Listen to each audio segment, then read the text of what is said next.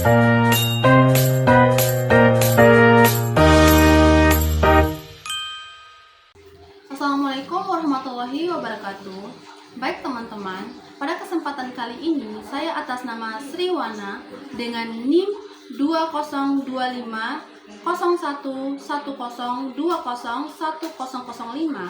salah satu mahasiswa program studi pendidikan bahasa Inggris Fakultas Keguruan dan Ilmu Pendidikan Universitas Muhammadiyah Mataram.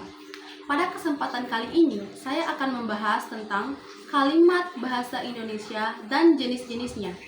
Nah, yang pertama saya akan membahas tentang kalimat. Jadi, teman-teman, ada yang tahu apa itu kalimat bahasa Indonesia dan jenis-jenisnya? Di sini saya akan menjelaskan secara singkat apa itu kalimat bahasa dan jenis-jenisnya. Nah, kalimat itu adalah satuan bahasa terkecil yang dapat berdiri sendiri dan menyampaikan pikiran lengkap. Dalam bahasa Indonesia itu, kalimat biasanya itu dimulai dengan huruf kapital dan diakhiri dengan tanda baca seperti titik, tanda tanya, atau tanda seru. Kalimat terdiri dari unsur-unsur seperti subjek itu sebagai pelaku, predikat itu sebagai kata kerja, objek itu sebagai penerima aksi, dan keterangan itu sebagai waktu, tempat, dan lain-lain. Adapun contohnya itu seperti saya makan nasi goreng di rumah. Ini adalah kalimat lengkap dengan subjek itu saya, predikat itu makan, objek itu nasi goreng, dan keterangan di rumah. Adapun jenis-jenis kalimat berdasarkan struktur, kalimat dapat diklarifikasikan berdasarkan struktur atau bentuknya. Yang pertama itu kalimat tunggal. Dia itu hanya terdiri dari satu klausa utama. Contohnya seperti dia pergi ke sekolah, hanya satu pikiran utama saja. Terus yang kedua itu kalimat majemuk. Terdiri dari dua atau lebih klausa utama yang setara dihubungkan oleh kata penghubung seperti dan atau tetapi. Contohnya itu seperti dia pergi ke sekolah dan saya tinggal di rumah. Dua klausa utama ini yang sangat paralel. Terus yang ketiga itu kalimat majemuk setara. Klausa-klausanya itu setara tanpa ketergantungan. Contohnya itu seperti anak itu belajar dan ibunya memasak. Kedua klausa ini sangat independen. Terus yang keempat itu kalimat majemuk bertingkat. Salah satu klausa bergantung pada yang lain. Sering menggunakan kata penghubung seperti karena, supaya, yang. Terus contohnya itu dia pergi ke sekolah karena hujan turun.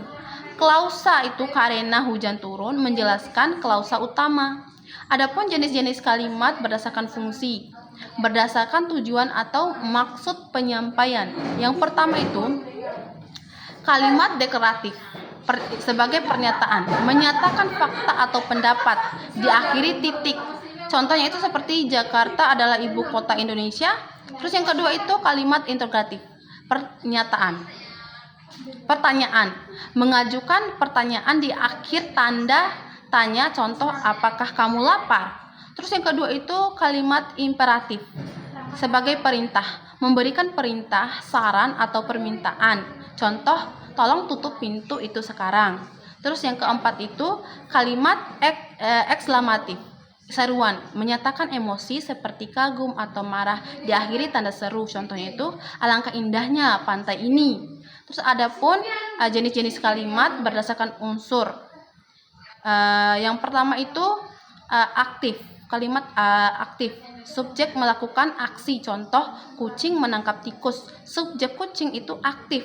Terus yang kedua itu pasif, subjek menerima aksi, contoh tikus ditangkap kucing. Subjek tikus itu pasif. Kalimat positif, negatif. Positif menyatakan kebenaran, contoh saya suka buah. Terus yang negatif itu menyangkal, contoh saya tidak suka buah. Kalimat berdasarkan waktu, present, dia makan nasi, aksi sedang terjadi, berarti yang sedang terjadi. Past itu lampau, dia makan nasi kemarin, aksi itu sudah selesai, berarti sudah lampau. Futur itu dia akan makan nasi besok, aksi itu akan terjadi besok.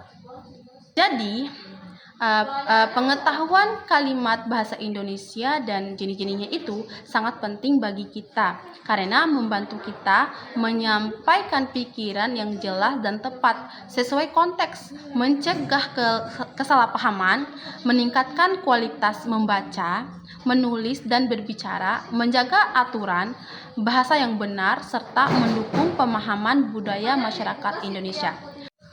Baik, mungkin itu saja yang dapat saya sampaikan. Lebih dan kurangnya saya mohon maaf. Jangan lupa di like, komen, dan subscribe ya guys. Bye. Wassalamualaikum warahmatullahi wabarakatuh.